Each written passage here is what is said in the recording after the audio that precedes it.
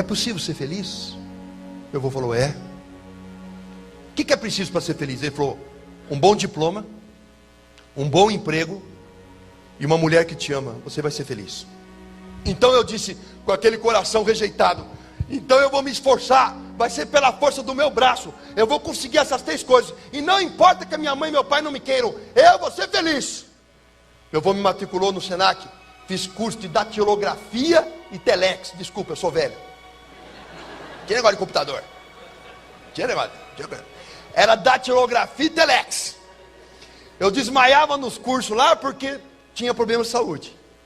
Tirei os documentos, ia procurar emprego. Passava nas provas de matemática, português, de datilografia, mas chegava no exame médico, reprovado. O cara olhava para mim, aquela vareta doente. Só faltava ter que tomar banho de pé de pato para não ir embora pelo ralo. Aí um dia, um primo meu, Sérgio Cipolati Rodrigues de Lima, auditor do Banco Central, estava liquidando o Banco Bandeirantes na Rua Boa Vista, no centro de São Paulo, mandou me chamar. Fui até o banco, lá no topo do banco, a autoridade máxima do banco era meu primo. E ele olhou para mim e falou, você é um valente. Você vai ser empregado hoje, vai começar aqui como office boy. Falei, Sérgio, eu não vou passar no exame médico. Ele falou, vai sim, que aqui manda aqui sou eu. Aí eu fui lá, fiz todos os testes, chegou no exame médico, morrendo de medo. O médico analisou, na época tinha um tal do Viva Voz, eu sou velho, né? Viva Voz. Aí ele tocou assim, eu ouvi a voz do meu primo, o médico falando assim, doutor Sérgio, o Ricardo não tem condição de trabalhar. Ele tem infecção urinária, ele tem infecção no rim, ele tem vermes no intestino, ele tem um zoológico no intestino. Ele tem suspeita de diabetes e está muito abaixo do peso, ele não tem condição física. Tirou o dedão, veio a voz do meu primo de lá para cá. Ou você contrata ele, ou eu demito você. E assim eu fui contratado. Uma leve pressãozinha. Primeiro dia de serviço, afastado para tratamento médico. Fiquei 6 meses recebendo salário sem trabalhar. Depois de 6 meses, eu voltei para o banco. Estava gordo, estava disposto. Falei, agora vai, quem me segura? Com aquela voz do meu avô, um bom emprego, um bom diploma e uma boa mulher que te ama. Eu vou ser feliz. Comecei emprego com office boy, deu o melhor de mim. 3 meses de banco, fui promovido chefe dos boy. Aí eu virei auxiliar de escritório A, auxiliar de escritório B, chefe do departamento de cobrança e depois de 4 anos, gerente do banco. Nesse ínterim, prestei vestibular, entrei na USP para fazer filosofia. Por que filosofia? Porque o curso era 1 para 1. Falei, esse aí eu não tenho jeito de eu não passar. Legal foi quando eu me formei, né? Falando com meus parentes lá no Ceará. Entrei na USP. O quê? Medicina? Não. Direito? Não. Engenharia? Não. Entrou no quê? Filosofia. Silêncio. Vai trabalhar no quê? O que eu vou falar para meus amigos? Teu sobrinho faz? Pensa. Aí eu fiz a filosofia.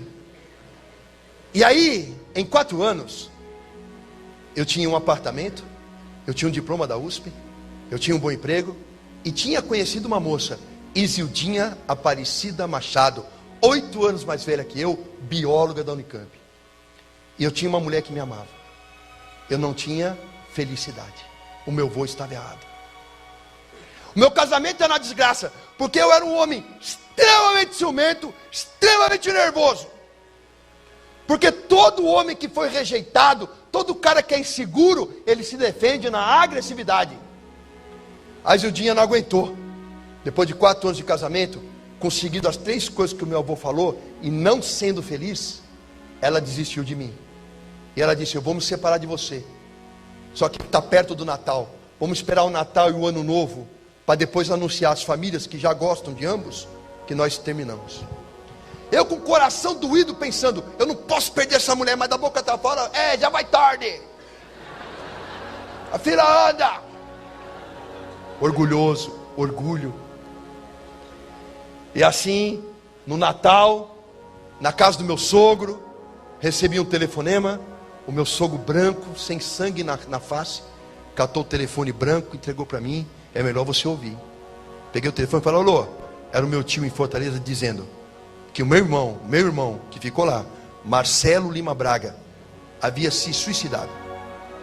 O meu irmão se enforcou na noite de Natal no quarto do meu pai.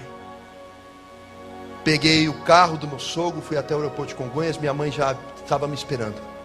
No avião, indo para Fortaleza, ela dizia assim: quem matou meu filho? Eu falei: mãe, não sei. Morreu de acidente? Foi doença?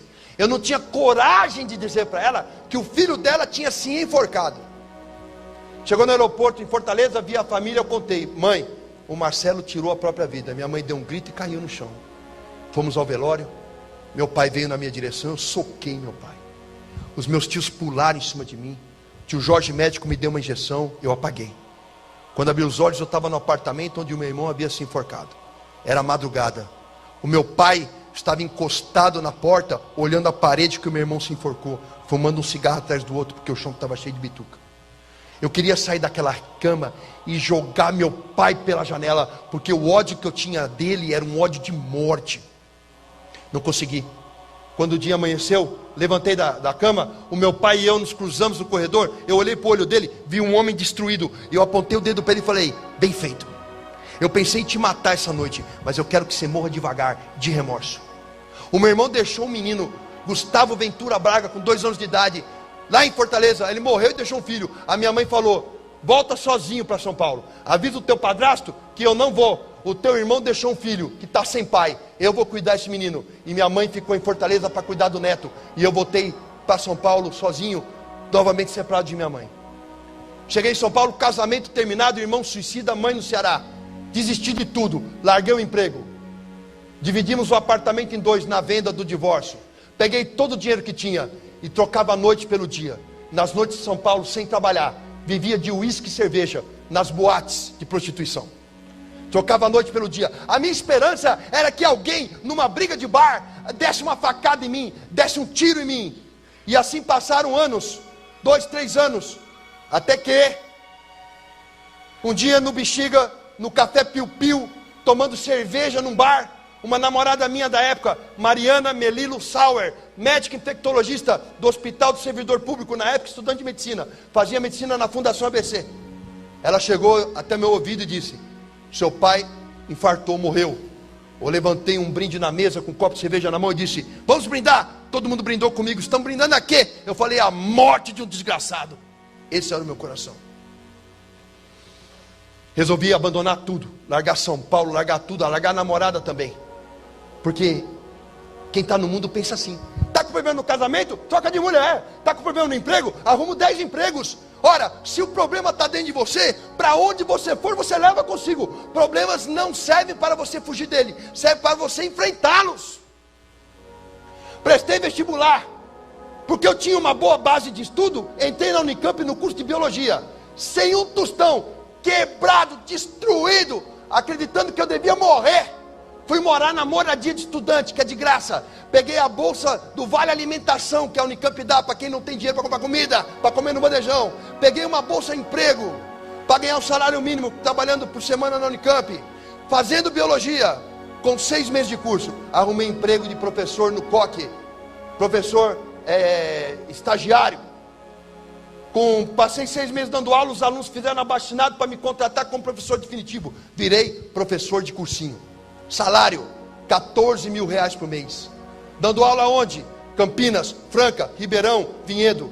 Total de alunos que eu dava aula por ano, 5 mil. Entrava em sala de aula com 300 alunos para dar aula. Fiquei famoso. Os alunos adoram o professor, exaltam o professor. Eu tinha um belo do salário, aluguei uma bela casa, comprei um belo carro, ia viajar, gastava 6 mil reais por mês em uísque. Saía com todas as alunas que me dessem mole. E são muitas.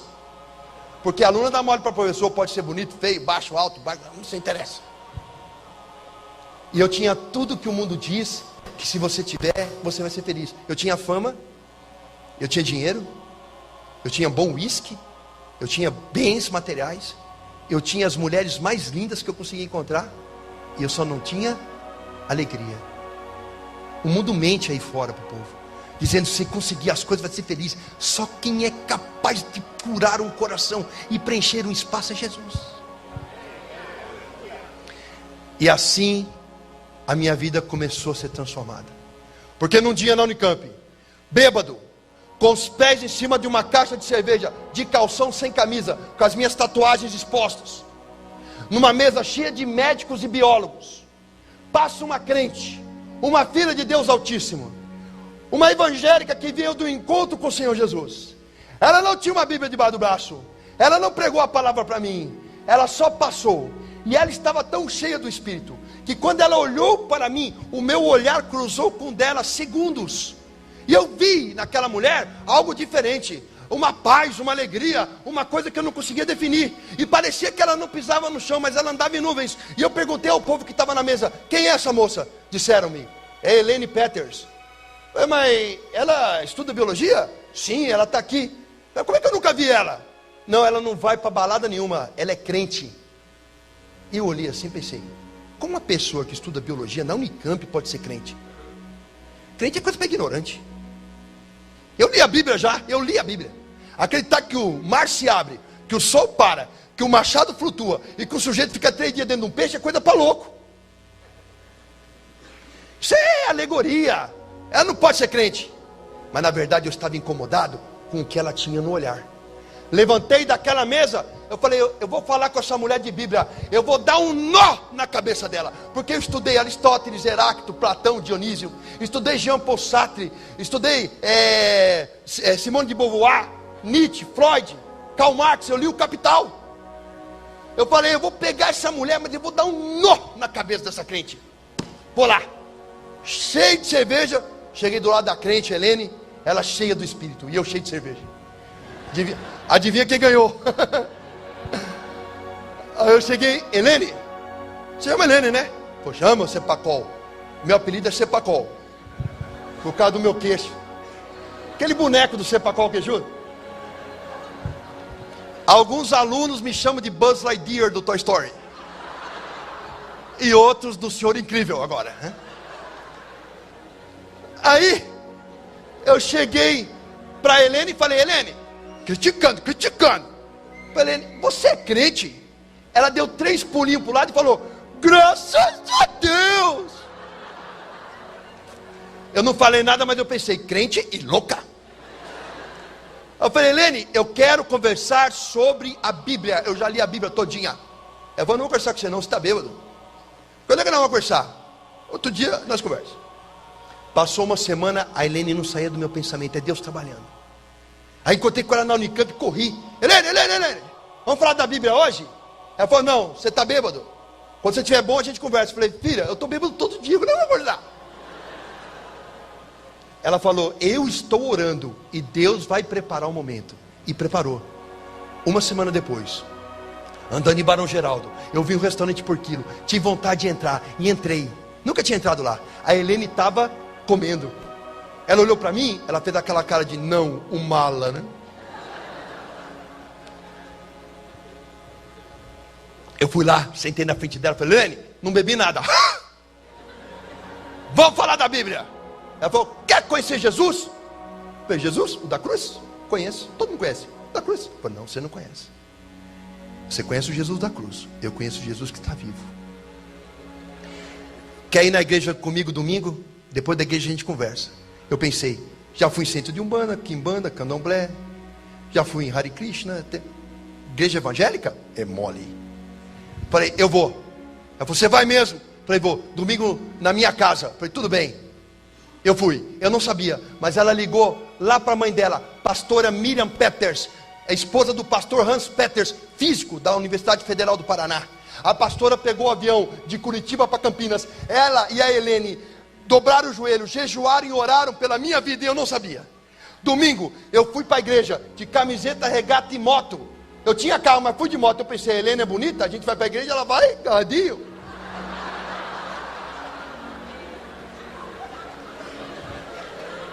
Esse era o meu coração. Aí quando cheguei na casa da Helene, toquei a campainha, quem apareceu lá? A Helene? Não, a mãe dela. Pastora. Ela correu no corredor, me abraçou, me apertou, chorando, e disse no meu ouvido: Jesus te ama e eu também. Eu não falei nada, mas eu pensei: essa loucura é de família. Aí falei, eu estou de moto, nós somos em 3, como fazemos? Ela, nem a que for a pé, nós vamos para a igreja. Pegamos o ônibus e fomos. Chegamos na igreja, chegamos no meio do louvor, o povo estava lá adorando ao Senhor, em línguas, orou, quando sorou, e a Roma Súria, canta lá, e eu olhava aquilo, eu falei, que é isso? Olhei para o lado para falar com a Helene estava assim. Olhei para o outro lado para falar com a mãe dela estava atrás de mim assim. E eu querendo sumir dali. De repente, na hora do louvor, toca um louvor a Deus. Dizia assim: em tua presença sou fortalecido. E eu estava só o pó. Em tua presença, Senhor meu Deus, em tua presença é onde devo estar, quero estar. Eu senti um tremor por dentro, como se meus órgãos estivessem tremendo. Me deu uma vontade de chorar incontrolável. Comecei a vir aquele choro do fundo de minha alma. E começou a escorrer umas lágrimas diferentes. Não era um choro comum, era um choro curativo. Numa igreja em que eu não conhecia ninguém, eu saí correndo no meio de um corredor. Parei na frente do púlpito, abri meus braços e coloquei o rosto no solo. A pastora Márcia Perucci mandou parar o culto. Pegou um vidro de azeite, derramou todo em mim e disse: o Espírito Santo de Deus está me dizendo que hoje eu estou consagrando um verdadeiro adorador. Assumi a posição fetal. E é como a mão de Deus tivesse entrado em mim. Eu comecei a chorar copiosamente. Chorei a perda do meu irmão. Chorei a mágoa da rejeição. Chorei a maldição das palavras do meu pai. Chorei o abandono, chorei a sujeira, chorei a miséria. E à medida que eu chorava, o meu coração se alegrava e cicatrizava. Quando eu levantei daquele chão, como Paulo no deserto, eu estava cheio do Espírito e renascido em Cristo. O peso do mundo não estava mais sobre mim. E eu tinha uma alegria que eu não conseguia controlar. Uma alegria que o diploma não deu, que o casamento não deu, que o dinheiro não deu. Uma alegria que eu não conseguia conter. E o brilho nos olhos que a Helene também tinha. E eu descobri o que era aquele brilho. O nome do brilho é Espírito Santo de Deus. Entrei no ônibus com a Bíblia na mão que eu acabei de ganhar, sujo de azeite e feliz. E eu gritava para pastor e família dentro do ônibus na hora de voltar: agora eu sou crente? Ela é, agora você é crente. Como é que eu faço para ser mais crente? Ela falou: calma que depois eu te explico. E eu queria saber tudo. Eu falava: como é que crente se diverte? Ele não faz sexo. E elas vermelhas de vergonha: calma. Todas as dúvidas a gente tira. Cheguei em casa pulando como a Helene estava, cheio do Espírito Santo. Moravam 2 médicos comigo. Um é meu amigo até hoje, doutor James Novaes. Ele é doutor mesmo, ele fez mestrado e doutorado em psiquiatria. Ele é psiquiatra. Ele me viu de um jeito diferente, cheio de óleo, com a Bíblia na mão. Ele falou: calma, você surtou. Meus amados, eu estou surtado há 9 anos. Fui dormir. Eu dormi profundamente. Eu dormi como nos braços de Deus. Acordei no outro dia e fui dar aula. Levei um livro de biologia e levei a Bíblia. Entrei no cursinho, os alunos não entenderam nada. Abri o livro de biologia e abri a Bíblia. E disse: Gênesis capítulo 1.